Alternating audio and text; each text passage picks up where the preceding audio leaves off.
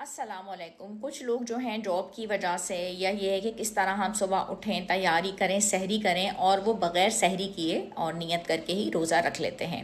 इसकी वजह से क्या होता है कि सहरी का दौरानिया जो है वो बहुत ज़्यादा बढ़ जाता है और इससे कमज़ोरी में इजाफ़ा होता है। सेहत के लिए तरीक़ेकार अच्छा नहीं है, जिससे ना सिर्फ चेहरे की जो रौनक है वो बहुत ज़्यादा कम हो जाती है, क़ुव्वत मुदाफ़त उसमें कमी वाक़ हो जाती है और उसकी वजह से आपको वाकई बहुत कमज़ोरी महसूस होती है। सहरी अगर आप नहीं भी कर सकते तो प्लीज़ एक गिलास पानी उठकर पी लें, खजूरों का इस्तेमाल कर लें, लेकिन लाजमी तौर पे सहरी ज़रूर करें।